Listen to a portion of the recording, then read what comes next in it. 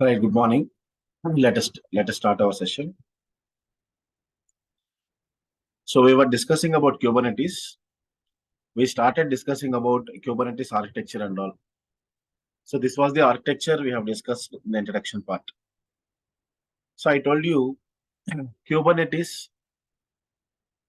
there is no difference between Docker containers and Kubernetes pods. In Docker, we will call it as container. Right? In Docker, we will be calling it as container. In Kubernetes, we will be calling it as pod. And I also told you the architecture of Kubernetes. What is the basic idea of Kubernetes? So by using Kubernetes, what we can do is we can create a cluster. We can create a cluster.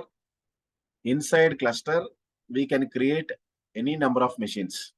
Suppose if I give the cluster size as 3, it doesn't mean that I am going to create 3 machines inside the cluster. And inside each and every machine, I can create pods. Consider I have created pod 1 inside node 1 and pod 2 inside node 3. Pod 2 inside node 2. Then similarly, pod 3 inside node 3. Pod 1, pod 2, pod 3. And first one is node 1. What do you mean by node? Node is nothing but, what do you mean by node? Node is nothing but a computer. Computer. Yes. So we have 3 nodes. What we can do, we have a cluster. The outside one is cluster, you see. The outside one is cluster. We can create a cluster. What can we do with the Kubernetes? We can create a cluster, and we can, within the cluster, we can create actually cluster in the sense group of machines. Suppose if I give the cluster size as 3 nodes will be created, and we can also create pods inside each and every node. So in node 1, we have created one pod. Consider this example. In node 2, we have created another pod.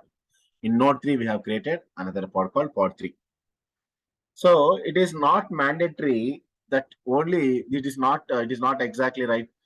It is not like only we can create only single pod inside node 1. Inside node 1, we can create any number of pods. Inside node 2, we can create any number of pods. Inside node 3 also, we can create any number of pods. There is no restriction. There is no restriction that we should create only one pod inside a single node. We can create any number of pods inside node and all. Inside node, inside a single node, we can create any number of pods. Okay. So this is the idea of the Kubernetes. Let me open the documentation. So we have already discussed about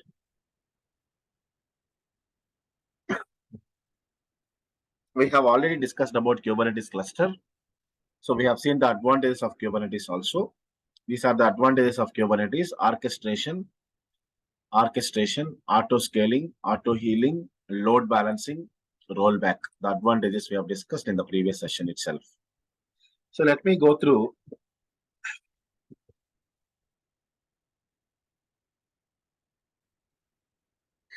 This one.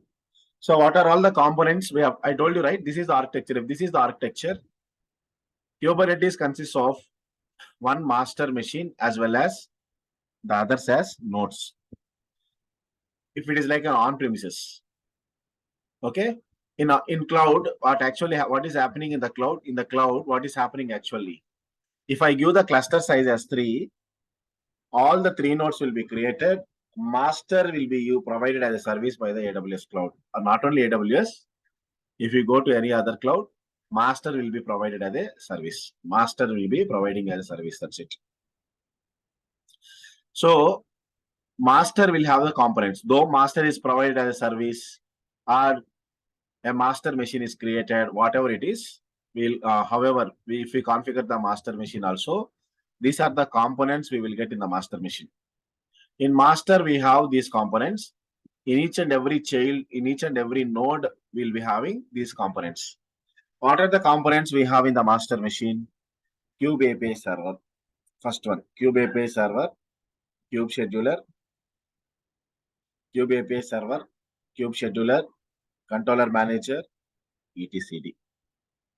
Kube API server, Kube scheduler, controller manager, and etcd. So these are the components we are having in the master machine. Then you come down here, we have a node machine. Node machine. What are the components we have in the node? Kubelet, kubeproxy, and the container engine. Kubelet, kubeproxy, and the container engine. We already discussed about each and every component. Master is having 4 components. So each and every component is having a task. Each and every component will do its particular task.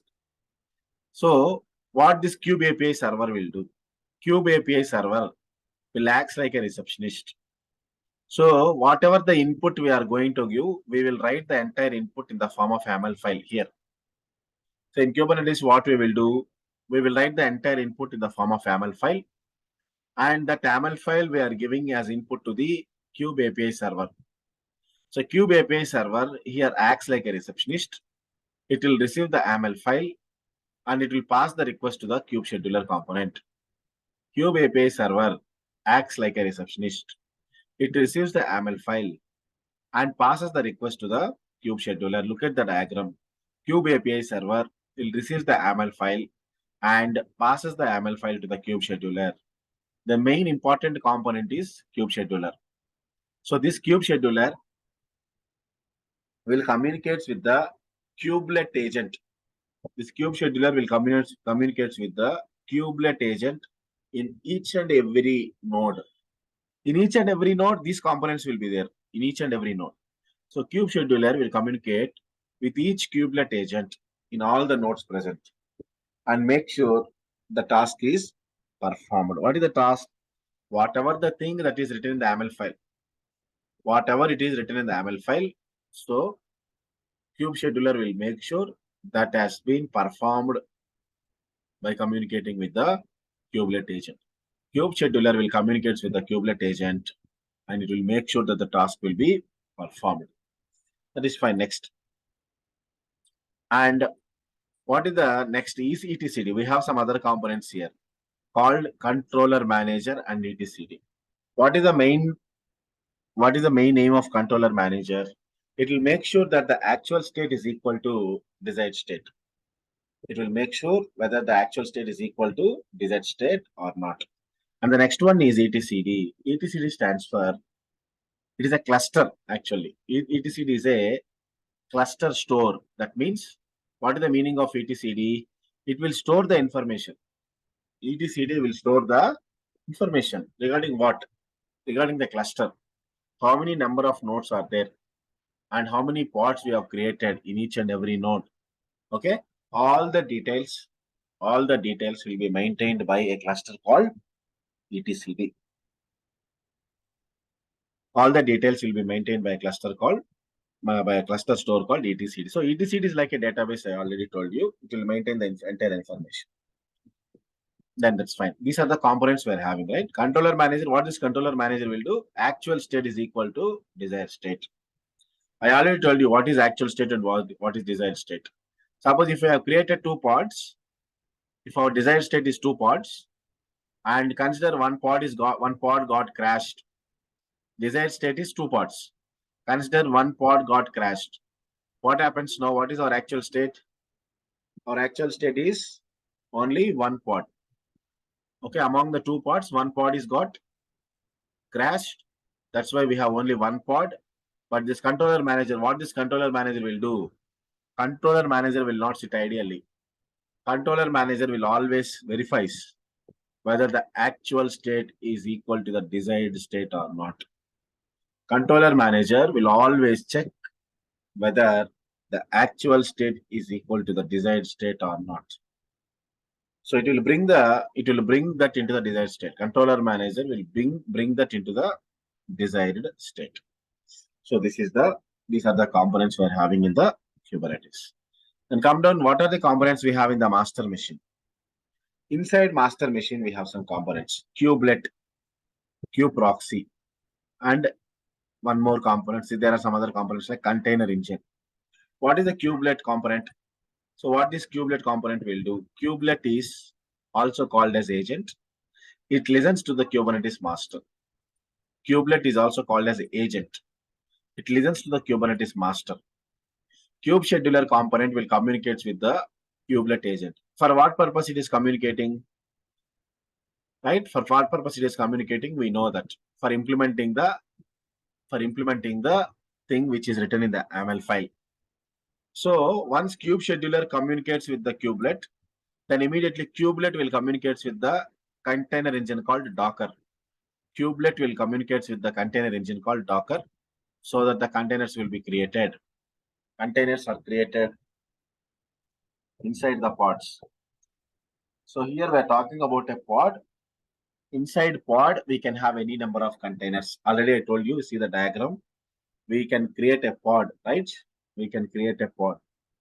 Inside pod, if it is a pod, inside pod, we can create any number of containers. Inside pod, a single container can run, two containers can run, three containers can run. Okay. Usually, most of the times, they will make sure one pod is having a single container. But sometimes, according to the architecture of Kubernetes, a single pod can have multiple containers. Usually, container in Docker, we are calling it as container. In Kubernetes, we are calling it as pod. But what is the additional functionality, additional feature of Kubernetes? In a single pod, we can create multiple containers. In a single pod, we can have multiple containers. Most of the times, we'll be having only one container. And sometimes, we can create multiple containers even inside a single pod also.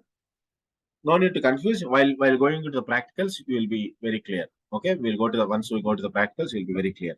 Then one more thing is called Q proxy. What is this Q proxy?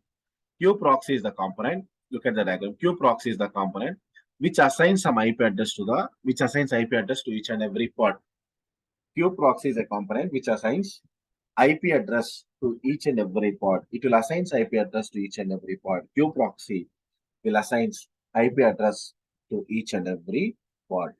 So all these details we have understood very clearly. Let me go to the right. So Kubernetes, I'm going from here. Kubernetes uses various types of objects. Kubernetes uses various types of objects. What is this one? First one called pod. What is this one? First one, pod. Kubernetes can create pod. Kubernetes can create service object.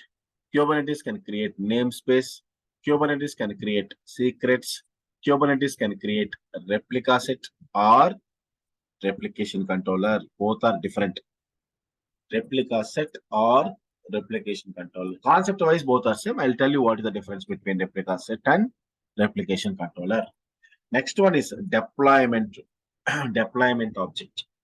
So these many objects, not only these, there are many other objects also. Mainly, these objects can be created by Kubernetes.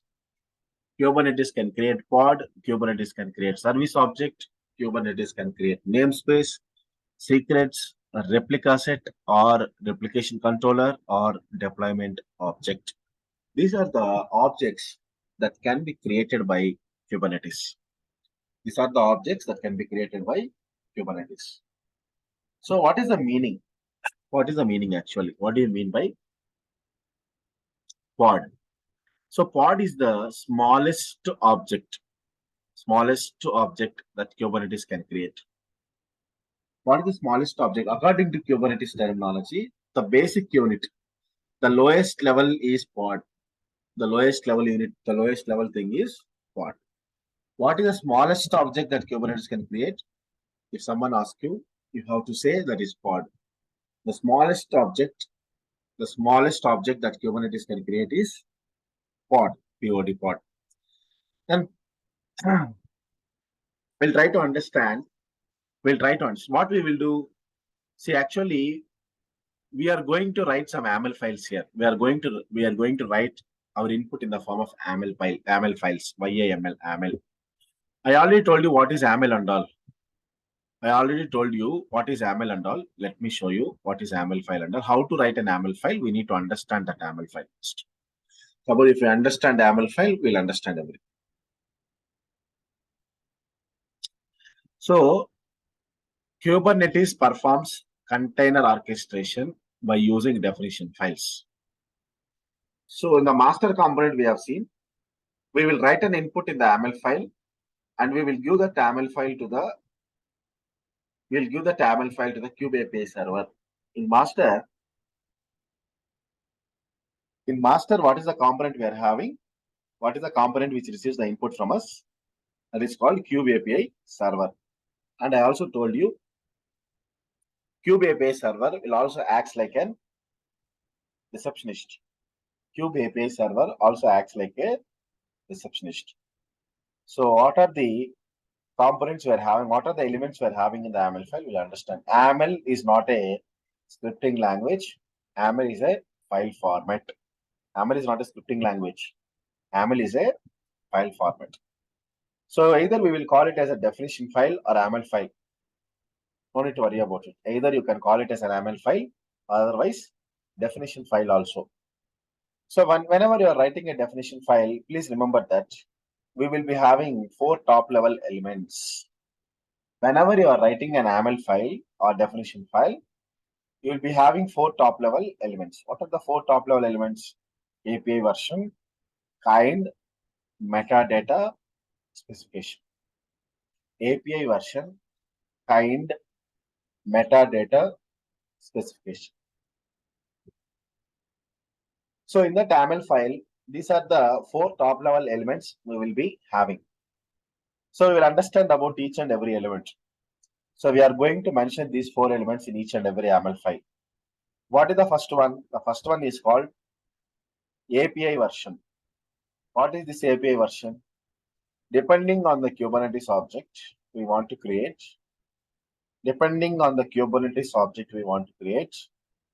so here we are going to use a code library. That means these are the 4 top level elements. First, try to understand these are the 4 top level elements we are going to use in any YAML file. API version, kind, metadata, specification. These are the 4 top level elements. Now, what is this API version? API version. Always we will specify the API version as, let me tell you the API version. So API version refers to the code library. API version refers to the code library. That means, so depending on the Kubernetes object you are going to create, either you may create a pod, you may create a service, whatever the object, these are the objects, right? Either you create a pod, either you create a service object, either you create a namespace, whatever the object you create, there will be a corresponding code library we have to use. We want to use some corresponding code library. That code is present in V1. The code is present in V1. So what is this? Suppose if you are going to create a pod, if you are going to create a Kubernetes object called pod, what you have to do? You have to write an YAML file. You have to write an YAML file. మీరు pod అనే object create చేస్తారు అనుకోండి. మీరు pod అనే object create చేయాలనుకుంటే దానికి YAML file రాయాలి. Service అనే ఆబ్జెక్ట్ క్రియేట్ చేయాలనుకుంటే దానికి YAML ఫైల్ రాయాలి. నేమ్ స్పేస్ అనే ఆబ్జెక్ట్ క్రియేట్ చేయాలనుకుంటే దానికి కూడా YAML ఫైల్ రాయాలి. దేనికైనా YAML ఫైల్ రాయాలి. అయితే ప్రతి దానికి YAML ఫైల్ అనేది రాయాలి. ప్రతి ఒక్క ఆబ్జెక్ట్ మీరు ఏ ఆబ్జెక్ట్ క్రియేట్ చేయాలనుకున్నా దానికి YAML ఫైల్ రాయాల్సిందే. ఆ YAML ఫైల్ రాసేటప్పుడు మనము ఫోర్ కాంపోనెంట్స్ మనం కంపల్సరీ యూజ్ చేస్తాం. ఓకేనా? ఏపీఐ వర్షన్ ఏంది, కైండ్ అంటే ఏంటి, మెటాడేటా ఏంటి, స్పెసిఫికేషన్ అంటే ఏంటి. We need to specify these 4 top level elements. Okay, we need to specify the top level elements like API version, kind, metadata, and specification. What is API version? Let's understand. So API version means code library. API version means code library. That means we have listed API version for each and every component. These are fixed. Whenever you are going to create API version number, you have to specify is V1. Whenever you are going to create a pod, or whenever you are creating a pod, the API version number you have to specify is V1. Whenever you are creating a service, the API version number you are creating is v1. Whenever you are creating a namespace, the API version will be v1 only. Whenever you are creating secrets, API version will be v1. Replica set, only for replica set and deployment, only for these two objects, you see. Whenever you are creating a replica set, the API version will be apps/v1. This is the number, this is the version we have to provide. Whenever you are creating a pod and all, whenever you are creating a pod and all, the API version you have to provide is v1. Whenever you are creating a service object, API version you have to provide is v1. For namespace, v1. For secrets, v1. Only for replica set and deployment object. Only for replica set and deployment object. Only for replica set and deployment object. The API version will be apps/v1. Only for replica set and deployment, the API version will be apps/v1. Okay. So what is there inside this v1 or app/v1? What is there inside it? It is a code library. It is a code library. That means some portion of the code will be there. So we are going to use from a library called v1. This is the name of the library. API version refers to code library, and which version code we are using? We are using a version code called v1. So API version refers to the code library. So whatever the version we mentioned, that version of the code will run as a library. As of now, still if you don't understand what is this API version and all, please remember that we have these 4 elements are fixed. These 4 elements will be almost there whenever you create a file or whenever you are creating some YAML file or definition file, whatever it is. These 4 elements must be, these 4 elements will be must and should. API version, kind, metadata, and specification. So API version we understood. Now kind. Kind refers to the Kubernetes object we want to create. Kind refers to the Kubernetes object which we want to create. That means we know that we will specify either it is a pod. Let me directly go to the YAML file so that you will understand. Okay, so that you will understand. This is the sample YAML file. This is the sample YAML file. I already told you whenever you are writing an YAML file for creating a pod, how can we understand that this is the YAML file for creating a pod? We understood, right? This is the YAML file we are writing only for creating a pod. How could we understand that this is for a pod? We have specified at a kind, okay, at a kind place, we have specified that we are going to create a pod. So we have told you, I told you that there are four important things like API version. First one is API version, kind, metadata, specification. API version, kind, metadata, specification. These are the 4 elements. These are the 4 top-level elements. Under each and every element, these are the 4 top-level elements actually. So under each and every element, we have something. See, API version v1. Why we have provided the API version number as v1? There is a reason. If you go to the top, I already told you, if we are creating a pod, what is the API version we have to provide?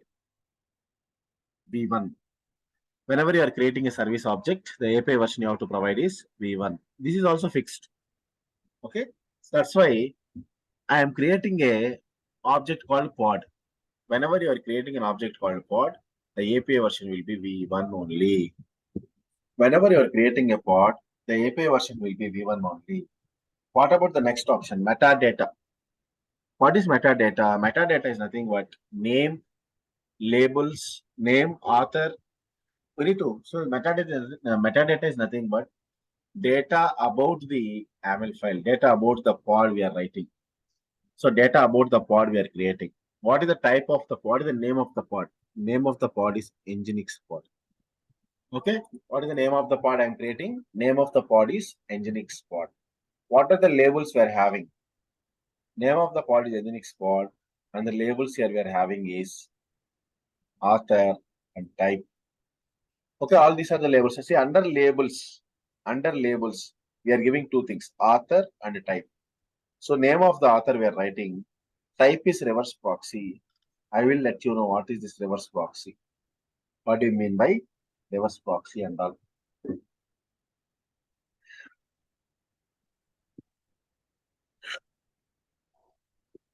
I'm repeating. So there are 4 top level elements: API version, kind, metadata, specification. These are the 4 top level elements you have to use while creating a pod.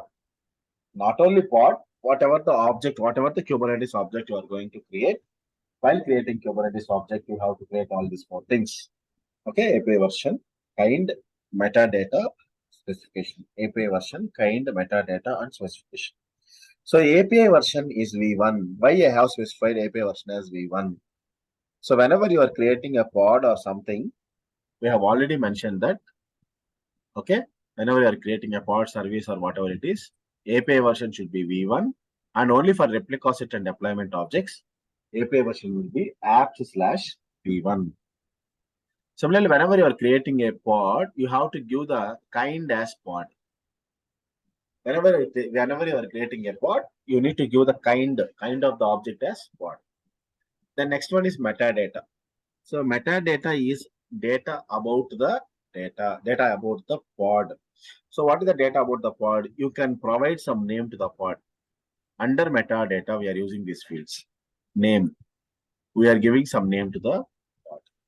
Labels. Okay, we are giving some name to the pod. Under labels, we are going to give the author as well as type. Under labels, we are going to give the author as well as type. So why we are giving under labels?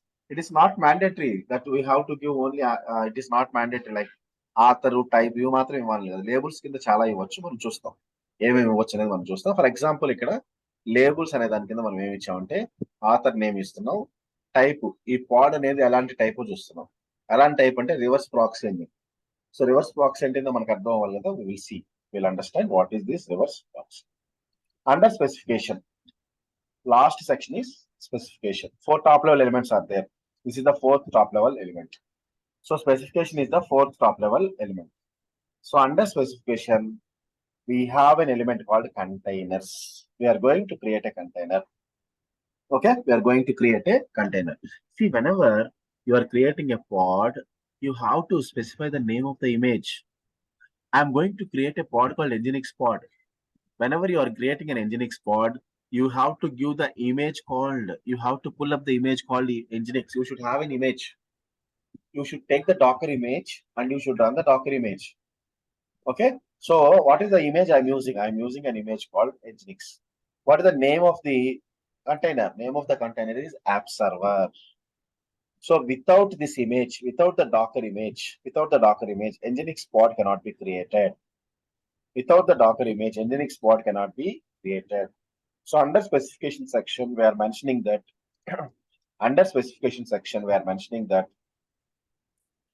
so what is the image name? Image name is Nginx and name of the container is app server.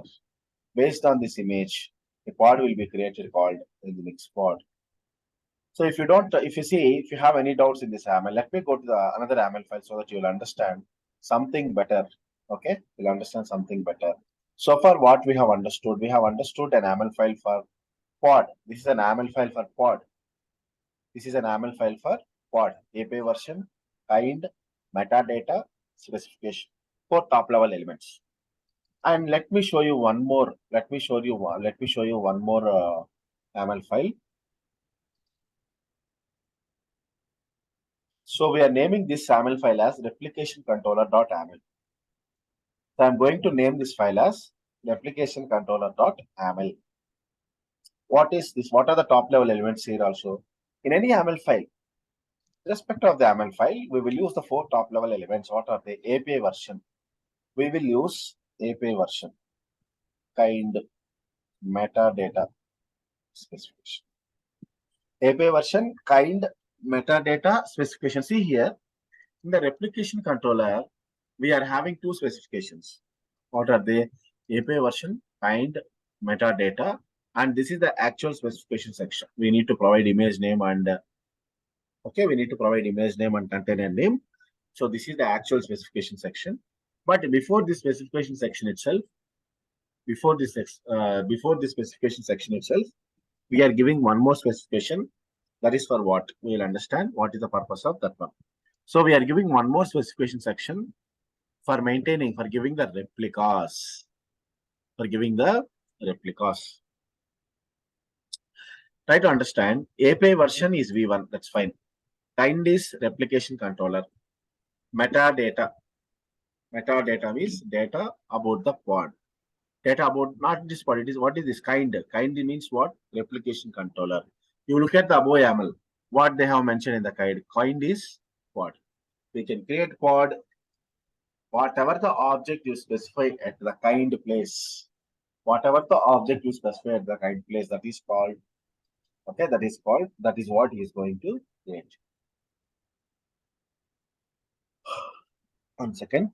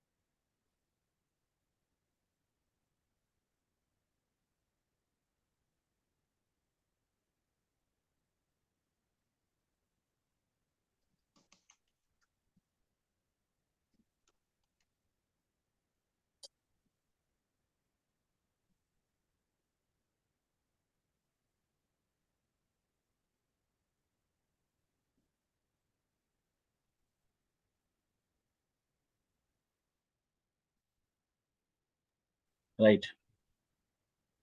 So here, this is very, very important. So whatever the element, whatever the object you have specified under kind, so that is the object we are creating. So in this YAML file, I have given pod at the place of kind. Okay. So that's why it doesn't mean that we are going to create a pod. So in the second YAML, you see what is the kind I am giving? What is the object I am giving at the kind? So I'm giving replication controller. That means, so here I'm going to create a replication controller object. Here I'm creating a different object called replication controller. You see some other different objects similarly. You look at this YAML file. What we have given what we have given at the place of kind. What we have given at the place of kind. We have given replica set. At the place of kind, we have given replica set. So that means we are going to create an object called replica set. See how many objects we are giving. See, first one is, what is the first one? First one is pod. We can create a pod. Either we can create a replication controller. Next one, we are going to create, either we can create replica set. Replication controller is different. Replica set is different. And the next one is, either we can create deployment object also. We can also create an object called deployment object also. I'll show you what is deployment object also.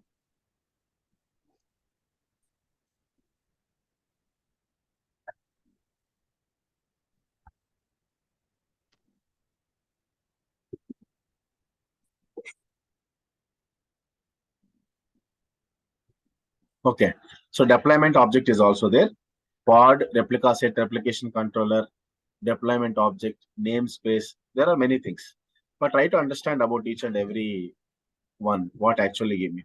So Kubernetes uses various types of objects. I already told you. Kubernetes will create various types of objects.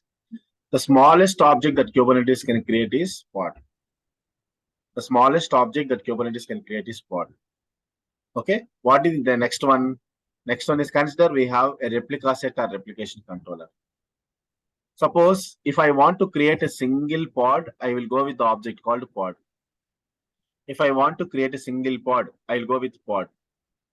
I want to create multiple replicas of a pod. I want to create multiple replicas of a pod.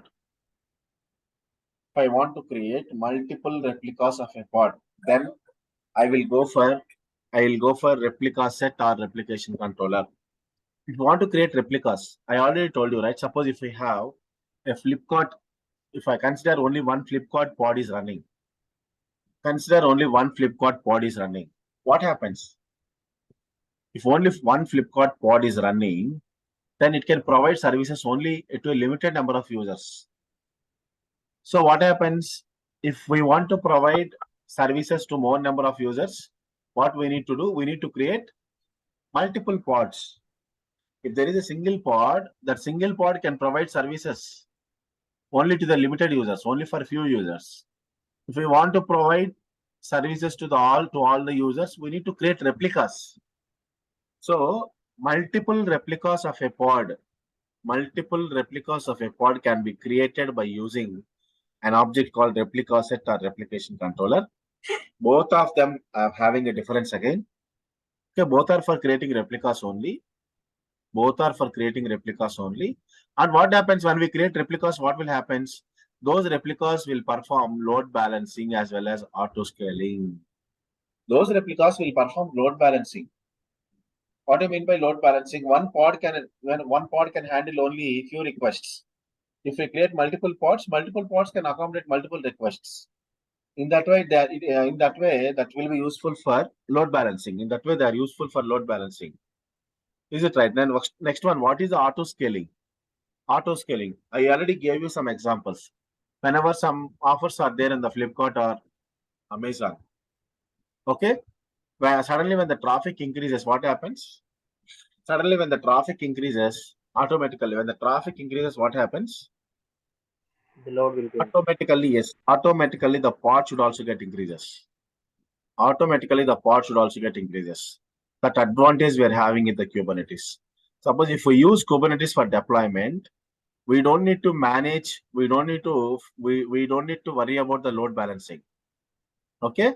So we will set up once we will set up, Kubernetes will take the responsibility. It will go for auto scaling whenever it requires, multiple replicas. It will create multiple replicas. Whenever it do not require multiple replicas, it will decreases the number of pods.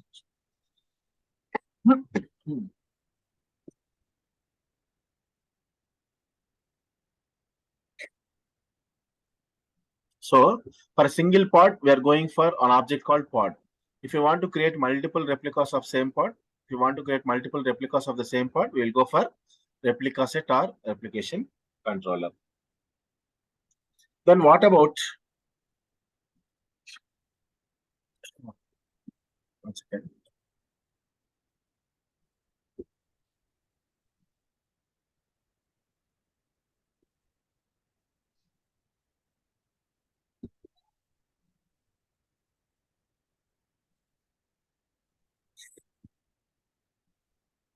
Then you see, we have an object called deployment object. We understood what is pod and we understood what is replica set and replication controller. We are going for deployment object. Deployment is used for performing all the activities. So whatever the activities that a replica set can do, whatever the activities that a replica set can do, all the activities can be performed by the deployment object. But one more advantage is it can also handle the rolling updates. It can also handle rolling updates. What is the advantage we are having when we go with the deployment objects?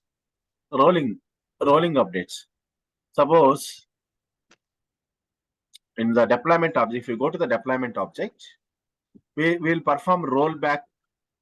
We'll perform an action called rollback or rolling updates. What do you mean by rolling updates? Suppose today we are using a version called V1. Today we are using a version called Flipkart 1.3. Tomorrow it might upgrade to 1.4. Okay. Consider we are going for deployment. Consider we are going for deployment. In the deployment, we are going to deploy 1.4 image. Flipkart 1.4 image, we are going to deploy. Flipkart 1.4 Docker image, we are going to apply. Okay. So what happens? Consider while we are deploying, while we are releasing that image to the end user. So what is happening? We got some issues. So whenever we got some issues, what we can do is we can perform we can perform rollback. So rollback can be performed. We can come back and we can place the old image so that the old image will be providing the services. So no application downtime will be there. Okay, application, there is no downtime for the application. This is the advantage of the cloud we are having today. No downtime. No downtime will be there. Okay. So that is the difference between replica set and replication controller. Everything remains same. Everything is related. Everything remains replica set only. But only thing is like can handle some rolling updates also. Deployment can also handle rolling updates.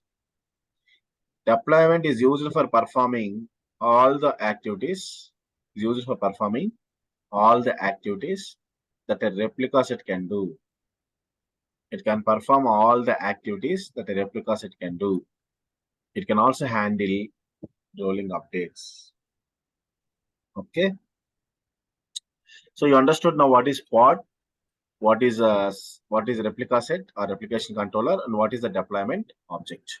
Similarly, we will also understand what is this, what is the namespace. What is the object called? Namespace. So namespace is used for creating partitions inside the cluster.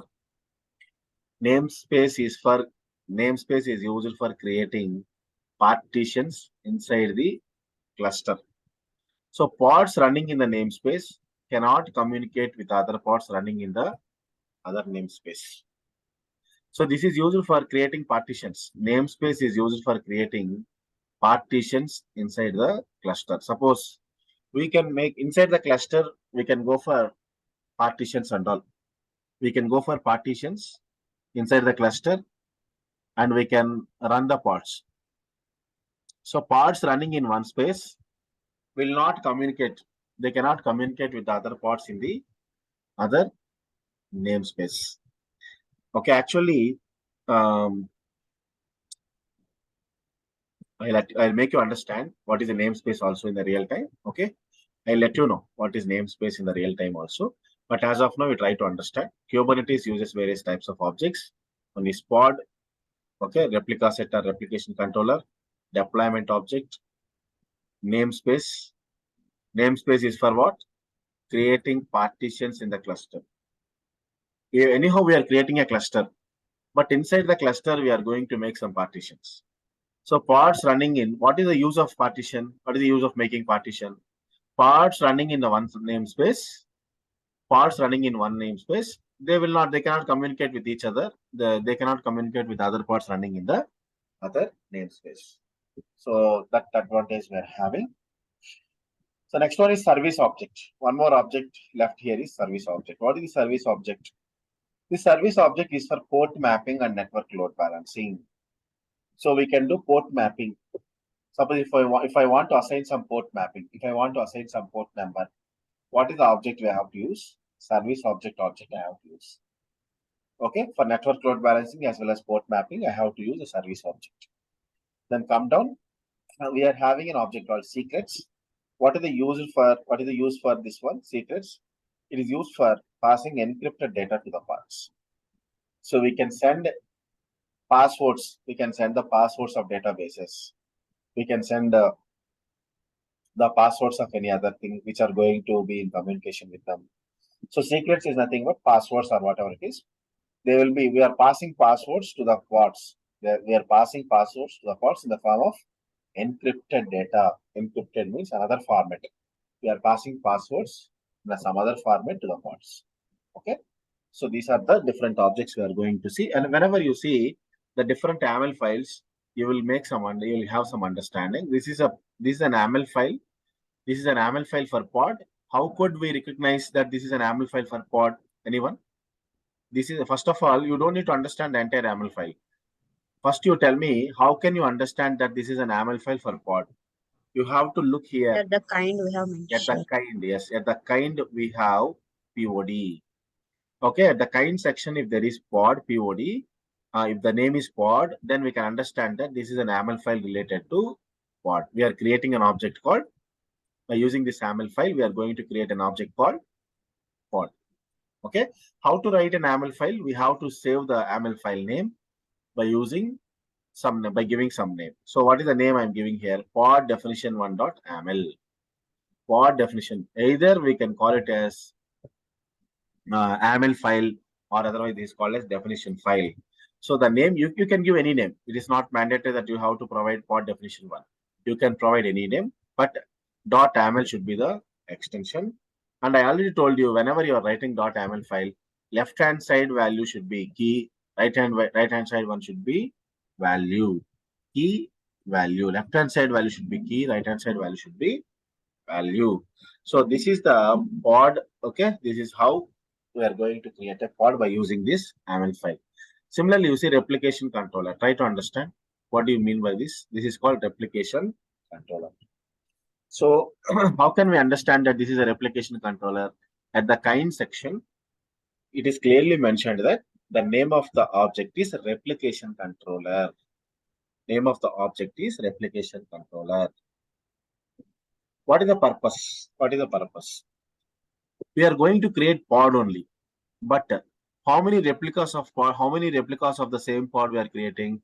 We are going to create. How many replicas we are giving? Under specification section, we are clearly mentioning that replicas. How many replicas we are giving? 3 replicas. 3 replicas of what? What image? Same image I am using. Image is HTTPD. I am going to use the image called HTTPD. Under second specification section, you can see image is HTTPD. Okay, what is the name of the container? Here we are specifying. Under second specification section, we are specifying the name of the image. This is the name of the image and this is the name of the container. So by using HTTPD image, I am going to create 3 pods, 3 replicas. I am going to create 3 replicas.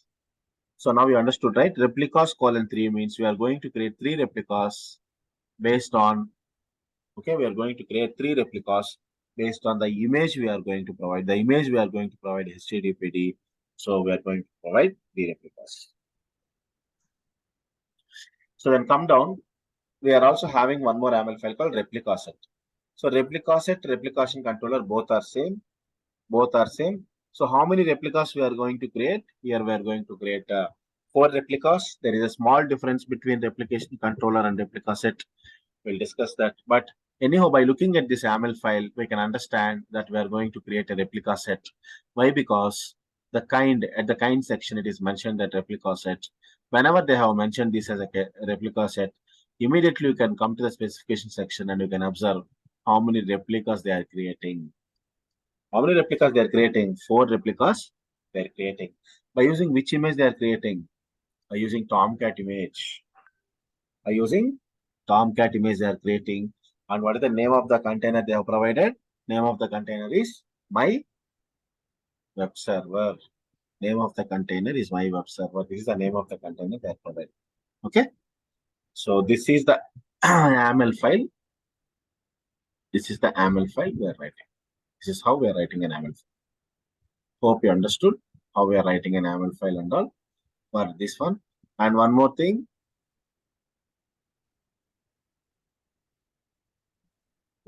Okay. Anyhow, this is how we'll write an AML file. So still we need to understand something. Okay, we'll execute all the AML files tomorrow. Okay, we'll see the practicals. We'll start practicals tomorrow once we understand. Any doubts here in today's class? Anyhow, the 4 level, we are using 4 top level elements. Okay, please remember we need to write an AML file and we need to use 4 top level elements. What are the 4 top level elements? API version, kind, metadata, and specification. So we will mention what type of object we are creating, that we are mentioning at kind level. Any doubts you have in today's class?